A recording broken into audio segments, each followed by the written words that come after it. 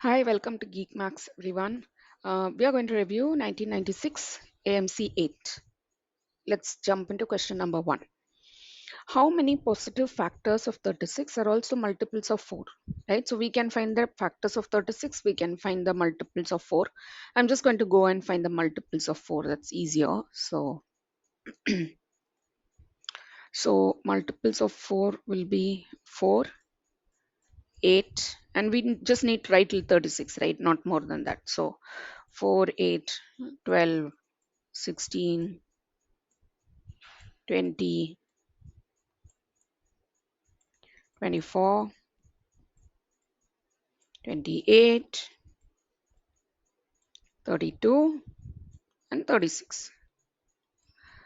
32 and 36, right? So of this, we just need to check what are the positive factors of 36, right? So 4 is a factor of 36. We have 12, which is a factor of 36. And we have 36, which is also a factor of 36. These are all positive. So your answer is B3.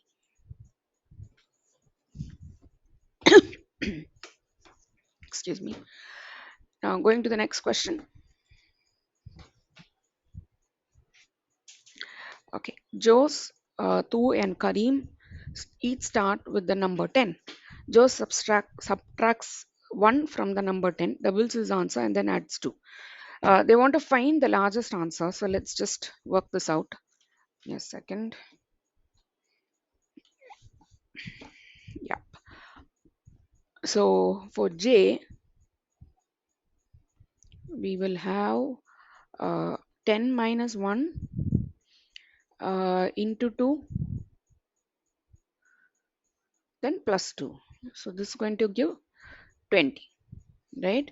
Now for T, we have doubles the number. So 10 into 2, right? So this is into 10 into 2, subtracts 1 from the answer, and then adds 2. So 20 minus 1, 19 plus 2, 21. Then we have K. So what does K do? K does 10 minus 1 plus 2, and this whole thing he doubles, correct? So 9 plus 2, 11 into 2 becomes 22.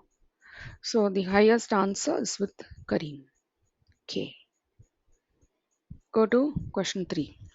The 64 whole numbers from 1 through 64 are written 1 per square on a checkerboard, an 8 by 8 array. Okay, so basically 8 by 8 array we have. Now we're only looking at 4 corners.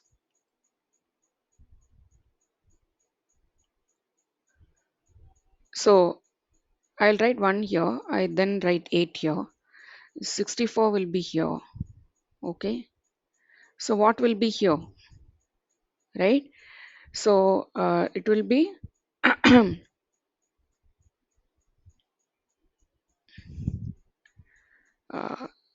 64 minus 8, right? So that will be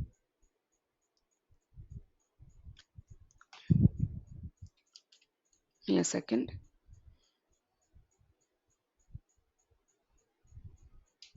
57. So adding all these, you're going to get 130. Yeah, that's your answer. Going to question number 4. 2 by 3 plus 4 by 6 plus 6 by 9 plus and so on till 34 by 51. Okay, so basically 2 plus 4 plus 6. So there are multiple ways of doing this. So if you see this, you can add all of this, you can add of all of this and find out and simplify the fraction. Okay, but that's an easier way to do this. So if you see this, right, it's 1 4 6. So it's following a pattern. So what I'm going to do, it's all multiples of 2, right? So I'm going to take 2 out, and here I will say 1 plus 2 plus 3 and so on till 34. No, till 17, correct? Now similarly down also I'm going to take now 3 out, So I'm going to say 1 plus 2 plus 3 and so on till 17. Correct? So this and this cancels. So what's your ratio here? It's 2 by 3. Okay. The other easier way to do this is just eyeball this. So you'll see that whatever we are adding, right? So first ratio is 2 by 3. The next thing we are adding to this 4 by 6, that's also 2 by 3. 6 by 9 is also 2 by 3. So on and so forth. 34 by 51 is also 2 by 3. So you are keeping on adding 2 by 3 multiple times. So what will happen? The ultimate ratio, the ultimate fraction when you simplify will only be 2 by 3. That's the other way of doing this. Going to question number 5. The results P, Q, R, S, and T represent numbers. The letters P, Q, R, S, and T represent numbers located on the number line as shown. Which of the following expressions represent a negative number? Okay, so we don't need any this thing. We just need a negative number. So P will be a negative number, correct? Q will be a negative number. It's left of the number line from 0. This will be a positive number. This will be a positive number. This will be a positive number. Now let's look. So P minus Q. So P is a bigger negative number. Q is a smaller negative number. So if I'm going to subtract from P, I'm going to subtract Q, which is a smaller negative number. This will result in a negative number. Okay. Now A could be our answer, but I just want to check the other options so that I'm not wrong anywhere. Now, P into Q positive, negative into negative will give you positive, right? Similarly, this one, S by Q, S is a positive number, Q is a negative number. So I'm going to get a negative, but multiplied by P, which is again a negative number, is going to give me positive, right? R by PQ, positive divided by negative into negative, it's again positive. So this is going to yield a positive number. And similarly, this one. S plus T by R, positive plus positive by positive is going to give me a positive number. So my answer is A. Going to question number 6. Which is the smallest result that can be obtained from the following process? Choose 3 different numbers from the set 3, 5, 7, 11, 13. Add 2 of these numbers, multiply by their sum by the third number. And we need the smallest result, right? So basically what are we going to do? We are going to take the 3 smallest number, right? Because if I take bigger number, I'm going to get bigger answers. So 3, 5, 7. Now, which of these two should I add and which should I multiply?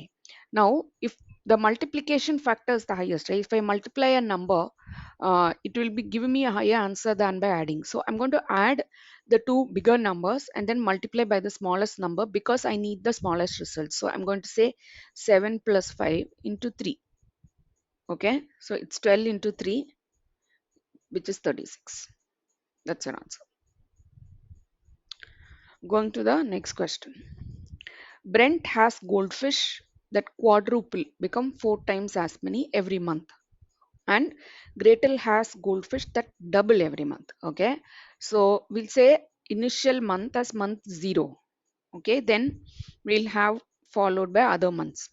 Now, this is Gretel, this is Brent, Gretel, and this is Brent. Okay, now Gretel has goldfish that double every month. So, and initial month 0. Okay, let me put G here and B here.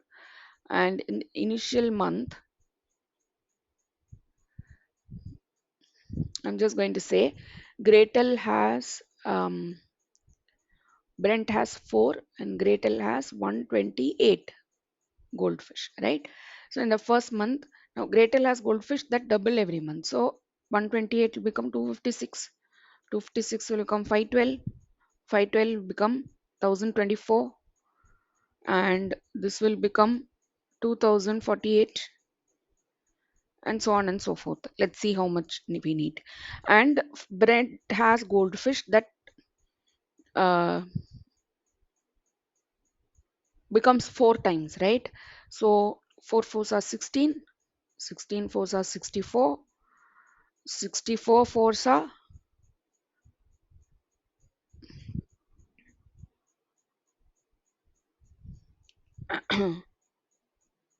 256, 256 fours are 1024. Then we come to the fifth one. So this will become 4096. And this is going to become 4 times of this, which is nothing but 4096. So this is your answer, which is 5, B5. Fine. Okay, going to the next question.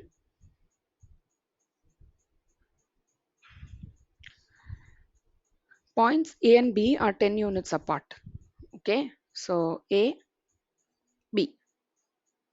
Okay, and distance here is 10. Points B and C are 4 units apart. So from B, we have a C, which is 4 units. Now, which direction, we don't know. Points C and D are 3 units apart. Okay, from C to D, it's 3 units. If A and D are as close as possible, so we want D to be as close as possible. So C cannot be on the right side of B. It cannot be anywhere around. It has to be on the same line, right? So I'm going to draw C on the same line. Okay, and this is going to be 4 units apart.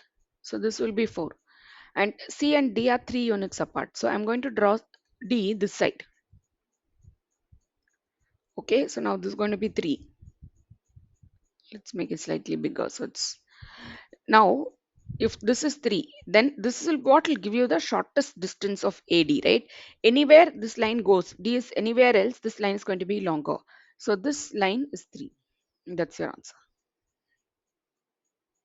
You can imagine it as a triangle and all that, but the shortest distance will be given only when it is a straight line. Going to the next question. If 5 times a number is 2, then 100 times the reciprocal of the number is 5 times a number is 2. So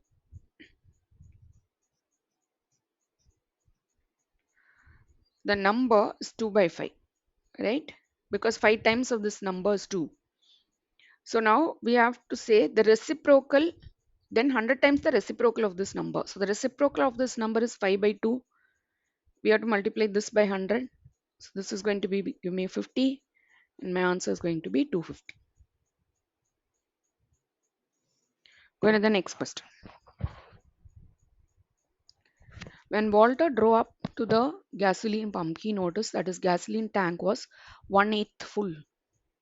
Okay, he purchased 7.5 gallons of gasoline for $10. This additional gasoline, his tank was 5 by 8 full. So earlier it was 1 by 8, now it is 5 by 8. So basically I have to say 5 by 8 minus 1 by 8.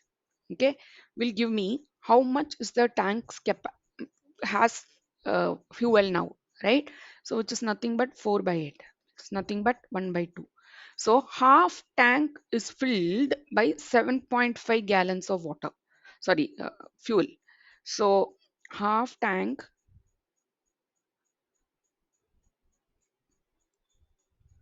filled with 7.5 gallons. So tank holds when it is full. So when it is full, it holds 15 gallons.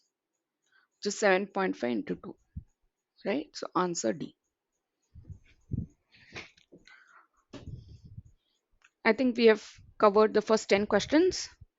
Nice talking to you, and we'll catch up in our next video. Thank you so much.